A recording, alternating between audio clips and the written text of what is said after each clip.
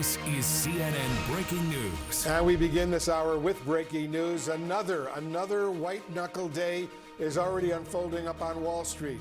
Right now, the Dow is down about 900 points, a little bit more than 900 points. Fear of a global recession. Those fears are alarming investors here in the United States and indeed around the world, even as President Trump's advisors try to downplay the growing concerns. There's no escaping the fact that business leaders are really losing confidence, given the fact that there doesn't appear to be any reversal happening here on negotiations. President Trump telling American businesses instead to hang tough. How can businesses plan when they don't really know where all of this is going to land? Yeah, Christina, that is the big problem. They don't know what the cost of their goods is going to be, and so they don't know right now, should they be hiring workers or should they be firing them? Should they be retreating or should they be expanding? I mean, it just creates mass confusion. Now, you look at the markets right here. The Dow is up by almost 1,000 points, 2.5%. The S&P 500 down by 2%. Earlier, the S&P did enter bear market territory, which signals a 20% decline from a previous high. Now, the S&P is trading just above that. The key number to watch is 49.15. If the S&P closes below 49.15, then this would be the second fastest bear market in history, second only to COVID in 2020. Of course, then it was a deadly virus. Now it's a self-inflicted trade war. And the big fear is that, this is going to cause prices to go up. It's going to cause global trade to grind to a halt and potentially even an economic downturn. We are hearing from more business leaders, some of whom have been quiet about tariffs recently. Some of them are speaking out. JP Morgan CEO Jamie Dimon, he said in his annual shareholder letter that, tariffs, they could increase inflation. He said whether or not the menu of tariffs causes a recession remains in question, but it will slow down growth. America first is fine as long as it doesn't end up being America alone. Some are even invoking Smoot-Hawley, the 1930 law passed by the U.S. Congress that sent tariffs skyrocketing and made the Great Depression even worse than it had to be. Take a listen to former St. Louis Fed President Jim Bullard on CNBC this morning. This has dramatically raised the risk of a Smoot-Hawley type outcome. So Smoot-Hawley was 1930. Other countries retaliated, global trade collapsed, and the Great Depression was on. So I think that's really what has people worried about this. It doesn't have to work out that way. Some very strong words there from a former Federal Reserve official.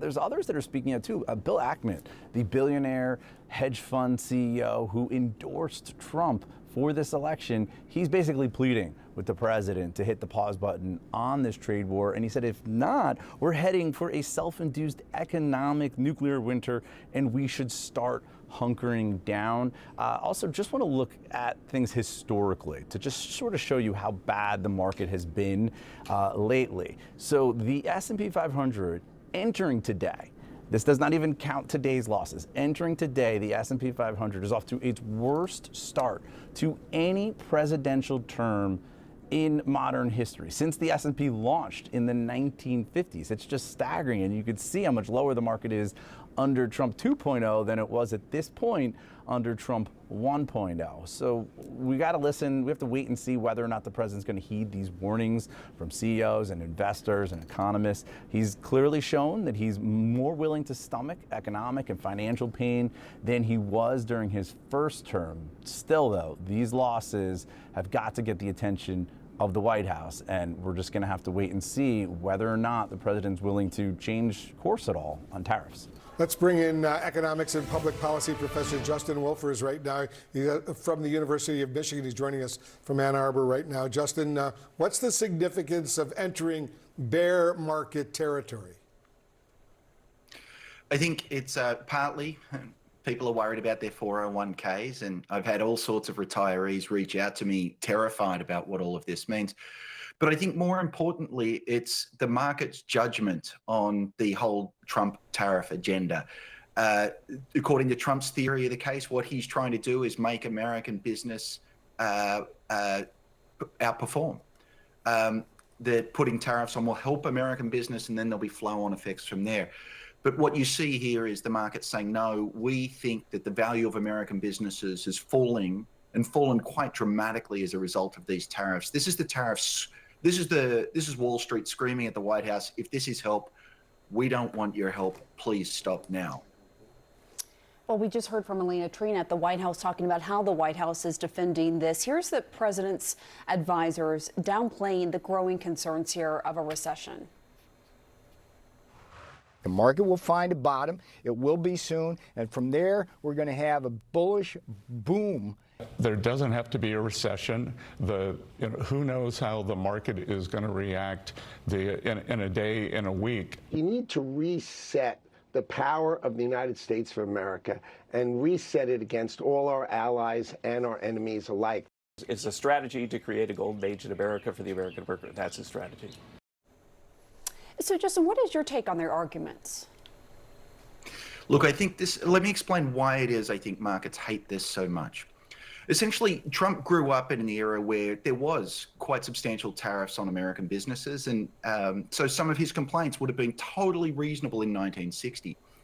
It turns out today that very few countries, or a week ago I should say, actually have substantial tariffs on the United States at all. So what we have is, if we, quote, win this trade war, we might be able to get, say, Vietnam to eliminate all of its tariffs. Right now, Vietnam actually charges, on average, only a 1.1% tariff rate. And so if we win, we get a tiny reduction in tariffs. Now, in the meantime, what's happening is China has put a 34% tariff rate on the United States. So it's incredibly asymmetric. The stakes, if we win, are very small. The stakes that we're putting on line that we stand to lose are very large.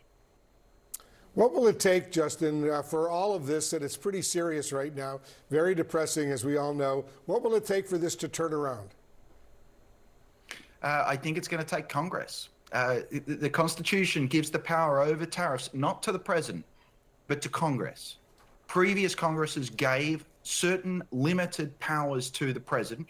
It's also possible the courts are going to stop this because it's quite plausible that the president has overstepped his authorities here. Well, this is the largest tax increase in a generation, and it's occurring at the stroke of a pen of a man in the White House, not going through Congress at all. So Congress has the power to stop this, and I think they're seeing right now there's a whole lot of them who are not going to get reelected in 2 years' time, and they're not getting reelected around an issue that the Republican Party has traditionally hated, which is tariffs. And taxes, too. Yeah, exactly. Professor Justin Wolfers, thank you so much. Wolf. Trade is also on the table when President Trump meets with the Israeli Prime Minister Benjamin Netanyahu later today over at the White House. The two were already expected to talk about the war in Gaza, the remaining hostages, and Iran and other issues, but trade certainly has become a significant item on their agenda as well after President Trump slapped Israel with a 17% tariff. Joining us now here in the Situation Room, CNN's chief national security correspondent, Alex Marquardt. Alex, Netanyahu was just here a few weeks ago, right?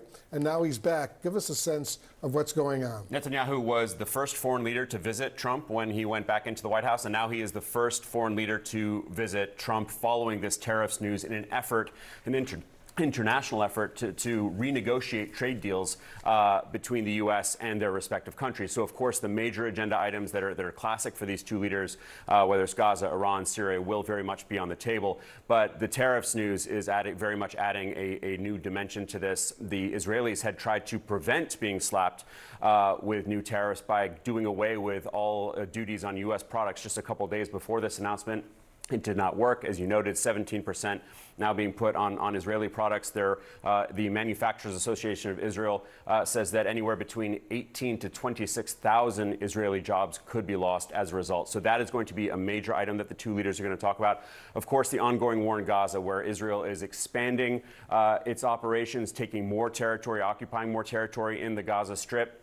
There are questions about whether a ceasefire can be resurrected. Of course, that was a big success early on in the Trump administration. Hamas had rejected an American proposal for what they called for an extension to that ceasefire. Now they're saying they're willing to go along with it. The Israelis are demanding more hostages be released. And so Steve Witkoff, the president's envoy, who's going to be in that meeting as well, is still trying to get that ceasefire back up and running. The main sticking point is Hamas is trying to end this war, and they're willing to give up all the remaining hostages. Israel wants those hostages, of course, but is not willing to end that war right now. One other thing to note, Wolf, 3 American teenagers, Palestinian-American teenagers, were shot in the West Bank last night. One of them was killed. The IDF called them terrorists who hurled rocks towards the highway. So that could be another thing that is discussed today. Certainly those leaders will be asked about it. There are all kinds of things to talk about today. Tariffs, it appears, near the top, if not at the top of that list. So they're going to hold a joint meeting, a bilateral meeting at the White House, and then have a joint news conference. Is that right? This is the formula that we've seen with numerous other foreign leaders, where the two get together in the Oval Office. They take questions from the press. We saw that with President Zelensky. Of course, that one ended terribly. Then they go into a meeting, and that is then followed by a press conference with the two leaders. We'll have coverage of all of that, to be sure. Alex, thank you.